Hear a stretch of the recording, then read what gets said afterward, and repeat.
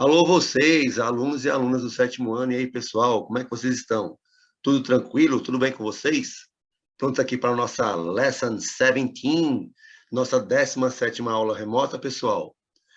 Muito bem, e hoje nós veremos o Past Continuous. Pois é, nós veremos aqui uma forma de falar sobre o passado um pouco diferente da que nós temos visto até agora, tá certo? O nosso Past Continuous. Dá uma olhadinha aqui, pessoal. O past continuous deve ser utilizado para se referir a uma ação que estava em andamento no passado. Como assim, professor? Veja só, pessoal. Se eu digo para vocês, por exemplo, eu comi cachorro-quente. Deu até vontade agora, mas deixa para lá. Eu comi cachorro-quente, tá certo? Se eu disser eu comi cachorro-quente, é o passado simples. Uma coisa que eu fiz ali em algum momento do passado e acabou. Eu não especifiquei em que momento foi. Já se eu prolongar essa ação no passado, dizendo o seguinte, eu estava comendo cachorro-quente, vai ser o meu past contínuo, o meu passado contínuo. Veja só, por que contínuo? Porque é uma coisa que foi se passando ali durante um período de tempo. Então, eu estava comendo é diferente de eu comi. Tranquilo? Olha aqui. Ela estava trabalhando ontem. Se eu dissesse apenas ela trabalhou ontem, seria simple past, passado simples. Mas eu estou dizendo o quê? Ela estava trabalhando ontem. Próximo. Eu estava jogando no fim de semana. Eu estava jogando no fim de semana. Eles estavam conversando no restaurante. Eles estavam conversando no restaurante. Vamos lá, vamos ver aqui bem direitinho. Então, a primeira coisa, ó, estavam. Por que será que isso aqui acontece, pessoal? Que coincidência é essa daqui? Outra coincidência aqui, ó, trabalhando, jogando, conversando. Também podia ser estudando, caindo, subindo, falando, comendo, bebendo, ok? Então, ó, a terminação aqui e o verbo to be, ser ou estar. Sempre eu precisarei do verbo to be, porque para ser um past contínuo, eu tenho que dizer que alguém estava fazendo alguma coisa no passado, certo? E o nosso verbo to be significa o quê? O quê? O quê? Ser ou estar, pessoal. Não esqueçam disso, por favor, certo? Nós, professores de língua inglesa, já somos muito cobrados aí, porque dizem que a gente só ensina o verbo to be, que é uma baita de uma mentira. E ainda por cima, se chegar um aluno e disser que não sabe o que é, fica feio para mim e feio para os outros professores. Então é o seguinte, toda vez que alguém perguntar para você o que significa o verbo to be, você vai mandar sem pensar, ser ou estar. No caso aqui, era ou estava. Por quê? Porque eu estou falando de passado, certo? Seguindo. Então, quando eu falo de passado, é importante eu lembrar aqui, ó, tenho meus subject pronouns, I, you, he, she, it, we, they, e eu vou ter o verbo to be no passado. Já temos aulas aqui no canal de verbo to be no passado. Se você não lembra, vale a pena dar uma relembrada lá. Was e were. Então, I was, you were, he was, she was, it was, we were, they were. Aqui nós temos, certo? A nossa primeira parte aqui da estrutura, que é nosso subject pronome e verb to be. O que mais vai entrar aqui? Vai entrar o verbo principal mais ing. Esse ing, pessoal, essas três letrinhas aqui, elas vão ser o equivalente ao nosso ando, endo, indo, ondo do português, certo? Olha aqui, vamos para os nossos exemplos para ficar bem claro para vocês. She was working yesterday. She was, de azul aqui, ó, verbo to be, e de vermelho eu tenho ing. Por quê? Porque eu sei que trabalhar é o work. Se eu colocar o meu ing, vai virar trabalhando. Ela estava trabalhando ontem. Essa é a minha estrutura. Lembra, o verbo to be tem que estar no past, no passado, e tem que concordar com a pessoa. Se aqui eu usei terceira pessoa, então uso was, certo? She was working yesterday. She was working yesterday. Ela estava trabalhando ontem. Um detalhe importante sobre ing. O G é mudo, nada de working. É she was working, como se você fosse querer falar o G. Working, e você come o G aqui, igual a mulher aqui está comendo chocolate, tá certo? Então, she was working yesterday. Was, nosso verbo to be no passado, e ing aqui para formar o nosso contínuo, nosso gerúndio do português aqui, o nosso passado contínuo. Mais uma. They were playing Call of Duty. They were playing Call of Duty. Eles estavam jogando Call of Duty. Significa aqui uma coisa parecida como chamado de honra, tá certo? Um chamado aí para servir as Forças Armadas. Então, eles estavam jogando Call of Duty.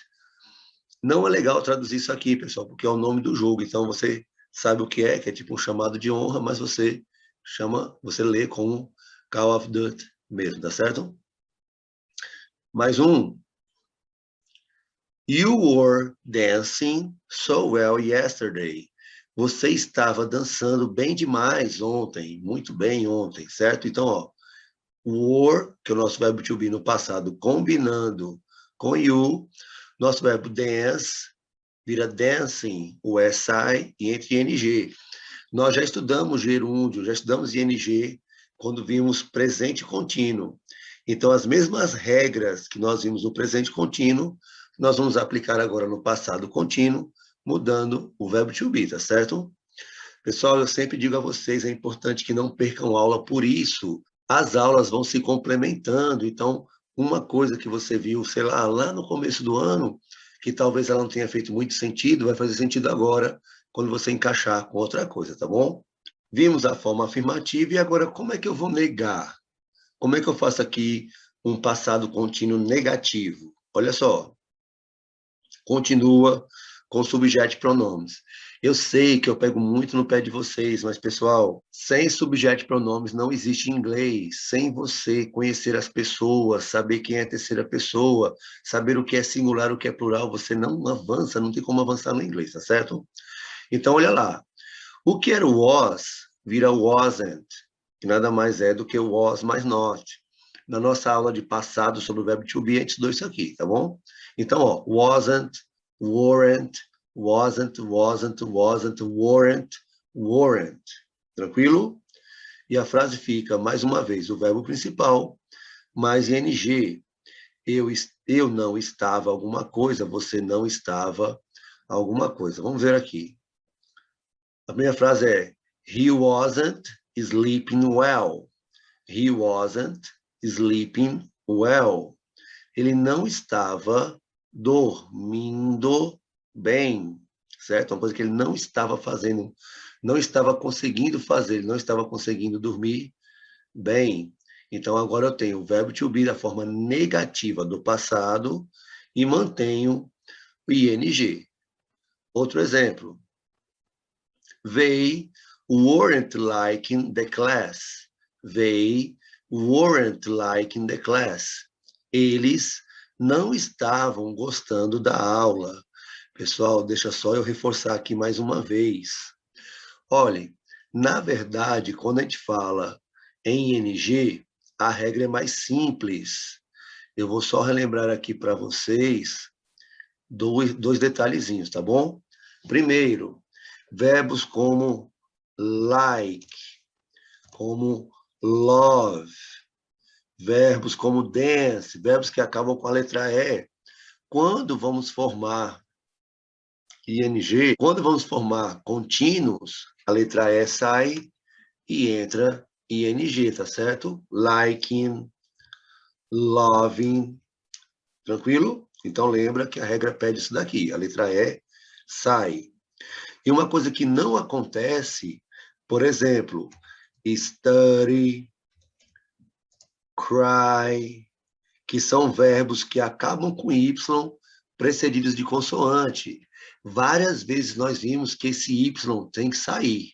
Quando falamos em NG, não. Basta colocar studying e basta colocar crying, sem tirar a letra I.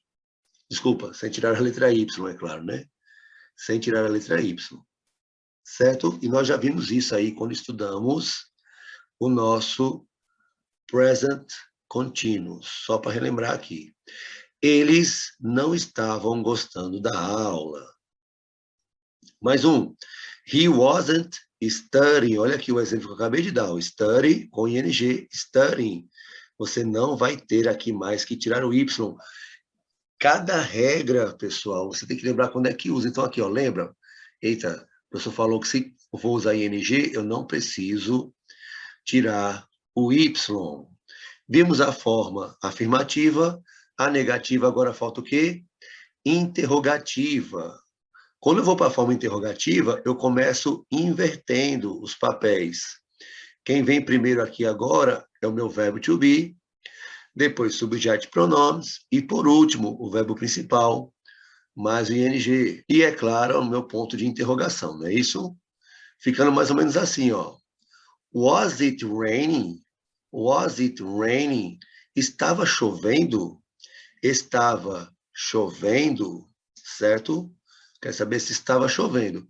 Se a pergunta é de sim ou não, basta responder yes, it was, ou no, it wasn't. Sim, estava, não, não estava. Mais uma pergunta de sim ou não. Was he calling you? Was he calling you? Ele estava lhe chamando? Sim, ele estava. Não, ele não estava. Então, se a pergunta é de sim ou não, eu respondo aqui com uma resposta curtinha. O problema é quando a pergunta não é de sim ou não. Por exemplo, what were they doing? O que elas estavam fazendo? Então, aqui eu não posso dizer sim e nem não. Preciso de uma resposta mais elaborada. They were fighting. They were fighting. Elas estavam lutando, certo? Então, veja, se a pergunta aqui foi com ing, a resposta também vai estar. O que eles estavam fazendo? Eles estavam comendo, eles estavam dançando, eles estavam lutando. Você não pode dizer, eles estavam lutam, eles estavam comem. Não. Então, o ing também vai estar presente na resposta. Tá certo, pessoal. Esta aula foi rápida, porque a parte realmente da explicação sobre a aplicação do ing, nós já vimos no nosso presente contínuo. Aqui agora é o passado contínuo. Você já tem toda a base que precisa para responder. O que você precisa responder também é a atividade do seu professor e da sua professora. Não esqueça, pessoal, não esqueça também de copiar. Copia que os slides vão ajudar muito. Me desculpe pela minha voz, eu estou um pouco rouco, tá certo? Espero que não tenha atrapalhado aí o decorrer da nossa aula. No demais, máscara, sempre. Thanks for watching the video. I hope to see you here at the next class and see you later.